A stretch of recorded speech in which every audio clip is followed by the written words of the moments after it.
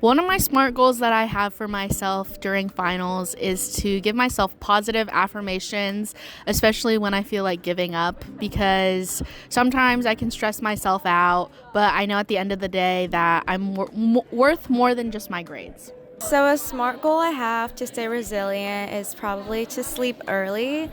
So I try to set myself like a time where I just stop doing work and then be in bed, and so that I get enough sleep for the next day.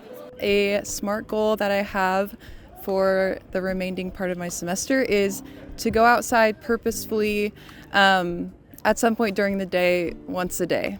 Those were Pepperdine community members, each sharing about a goal they have to strengthen their resilience. Welcome to the RISE Roundtable, a podcast from Pepperdine University's Resilience-Informed Skills Education Program, a program that seeks to build and strengthen the holistic resilience and well-being of our community.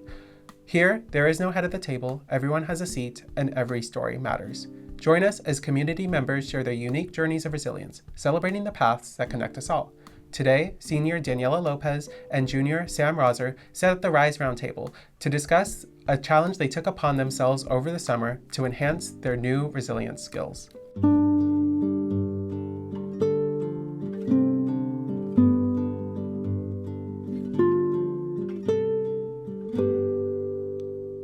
Hi guys, my name is Daniela Lopez. I'm a senior RISE Marketing intern. And I'm Sam Rosser, and I'm a junior RISE Marketing intern, and we're here to talk about the Rise Up Challenge that Danielle and I did over the summer, which was inspired by the 75 Hard Day Challenge, but we focused our goals on 6 dimensions of resilience: physical, social, spiritual, cognitive, service, and life skills. Let's get into it. For anyone that doesn't know what the 75-Day Hard Challenge is, it's basically a program that is already set and lists with daily tasks.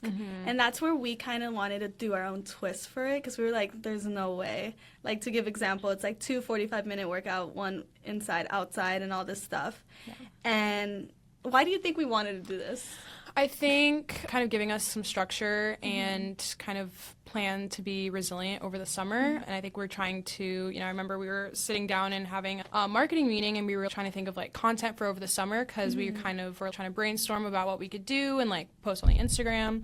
And I think that was something that we just thought would be a fun idea and something we could do together. Yeah. And also like the whole idea of 75-Day Hard, I think both of us were kind of like shocked when we were like, 75 days, like why? Yeah. But I think we did like the research, and it is proven that 75 days help us create this routine. And the idea of this challenge specifically is that it was made for someone specifically. Yeah. So that's when we were like, okay, let's put our own twist and make sure everyone at Pepperdine, college students, could find a way to do it through resilience, right, and kind of adapt it like around, I think, their lifestyle too, for sure. Yeah, exactly. So should we go over our own challenges and what do we create? Yes. Let's talk about our goals first. So we tried to organize our goals like around SMART goals generally, right? And like try to make sure that they were like timely and measurable. And I tried to also, make them similar to the 75 Hard, but just make it a little bit more realistic. So for me, my physical goal was to drink a gallon of water a day, and I thought this one was pretty straightforward, and I feel like it's easier to drink a lot of water when you have a water bottle, and like I set reminders on my phone too, so like that was something really easy for me to follow. Yeah. And then also exercising twice a day, and then 1 being outside, and so I like went to my local gym, did a 30-minute workout, and then I would do like a 30-minute walk outside like in the park.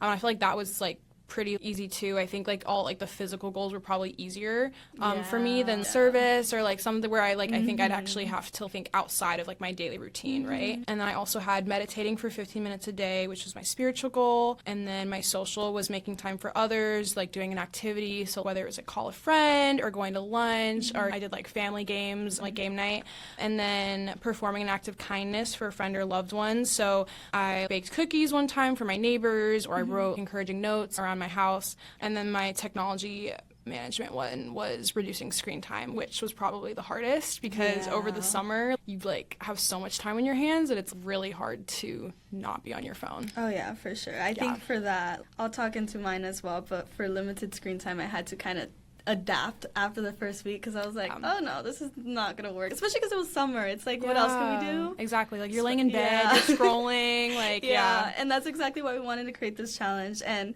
I think I kind of bounced off of like your ideas and your goals because I was like, okay, I kind of like what she's doing, and we were motivating each other for sure. So like for physical, it was kind of the same workout inside and outside. So I was trying to keep it a little bit like the 75 day hard challenge, but I was like 5 minutes, I'll do 30 minutes. So I did inside and out for physical. Then I was inspired by you, and I was like, okay, I also need to intake more water. And I was like, okay, I'll do a gallon. And then I believe for cognitive, I'm not a reader. But then I was like, let's read 5 pages of a nonfiction book. Yeah. And the book I chose, which was kind of funny because I don't have any books, and I was like, I don't want to buy anything. It was still a child's book, but it was how to be more confident within yourself and how to create better habits. So that was nice. Yeah. And then limited screen time was life skills as well. But then I made a twist where I was like, okay, work on a hobby for at least 30 minutes. So that would like push me to do something else rather than limit screen time. Social for me was reach out to a friend over the summer. I'm very introverted, so I was like, okay, I need to at least try something. So that pushed me on there. And then spiritual was read a Bible verse and journal. Journaling, I think, was the harder part for me, trying to really understand the Bible verse. Yeah. So that challenge. Service was compliment a stranger or a loved one. I really pushed for stranger. Always did loved one. I think I just went like the easy way out. And the next question is like, how was our first week and going through all of that? How was that for you think? I think the first week was also the week that we filmed a vlog for it, like kind of like our intro. Yeah. And so that kind of was a good start because I think when it kind of became an assignment in a way, I'm like, okay, it's pushing me to really start this. I have to record me doing this. But that was also kind of hard because I felt like I kind of have to figure out times in the day. Like I really had to like organize my day because I am a planner, but like over the summer, I feel like it's hard because you have so much time on your hands that you kind of have to create structure kind of essentially from scratch. I would kind of build my day around. And usually I did my physical goals earlier, and then as the day went on, I'm like, okay, I'm running errands, I'm gonna go hang out with a friend, things like that.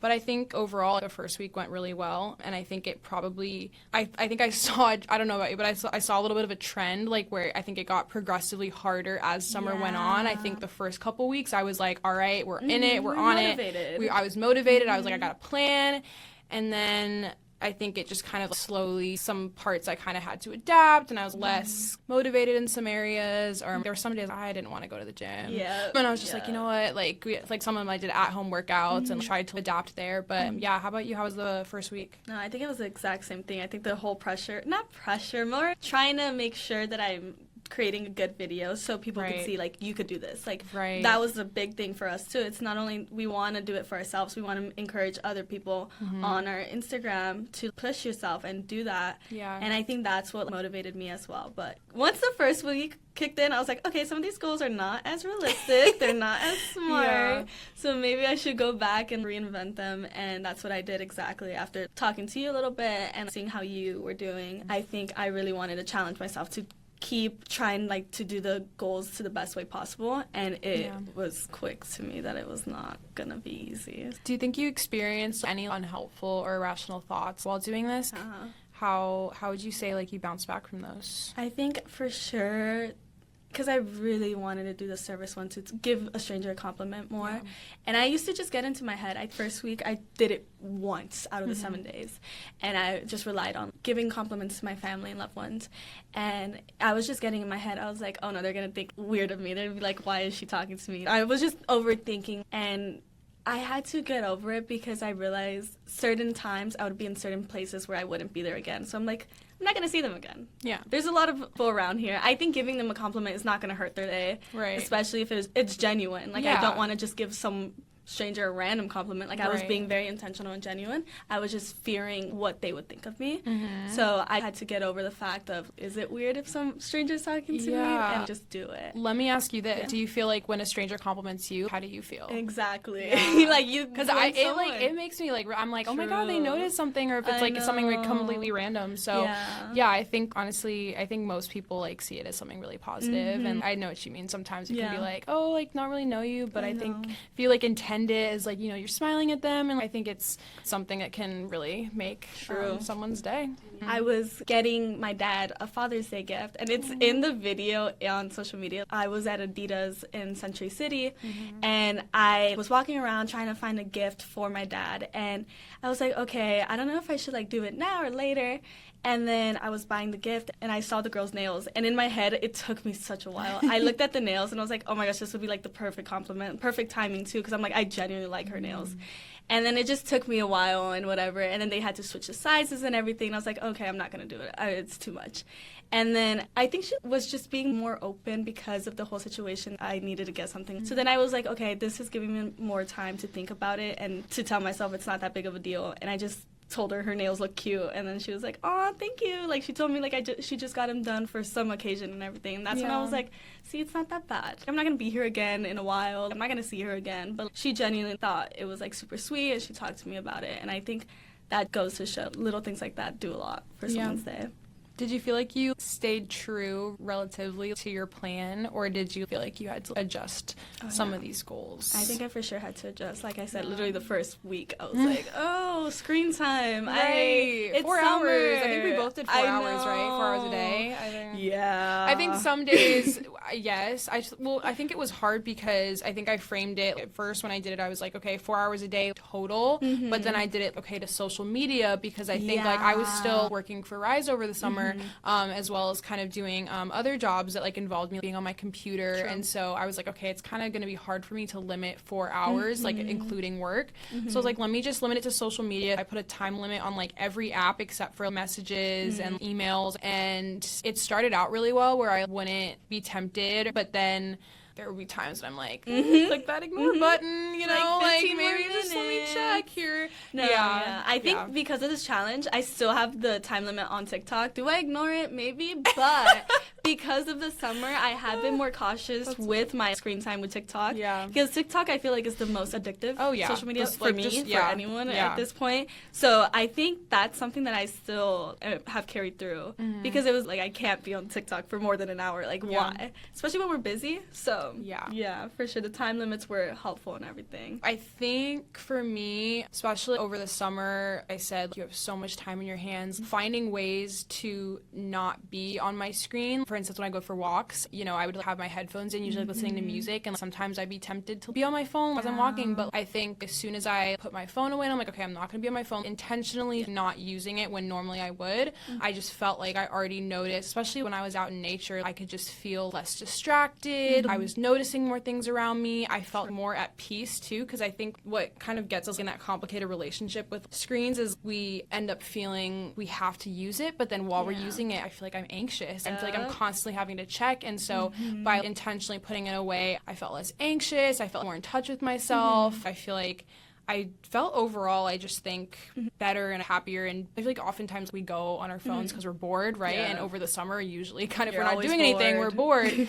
And so it really allowed me to be creative with my time. And, like I love like to do art. So I was drawing a lot more, like I was doing more artistic and creative things. And I was like, let me just figure out ways that I can use my brain activity that's not in a way that's fixated on a screen. So reducing it was super helpful, I think, for my brain to rest and just be able to focus on things that aren't time consuming. Yeah. I kind of like this whole idea of going through each challenge or each goal that we set. Like, I think we should go through each dimension and talk about how we started and how we ended. Okay, yeah, I love it. Let's do it. And I think we both talked about how, like, the physical one was, we were kind of scared of it, but it was the one that we actually went through. Yeah. We felt, like, stronger. We felt we did more of it, like, was more intentional, right? Like, I feel like that's what we had common ground on. The other dimensions were a little bit more difficult, a little bit more challenging when we thought they were going to be the easier ones. Starting with physical. Okay, let's start with physical. Yeah, so mine was 30 minutes inside-outside workout and then drinking gallon water. Yours was mine. Okay. Yeah, mine was gallon water and exercising. I like to play sports, so going to the gym was something that was different for me. And I even made like a whole membership, like it was a whole thing.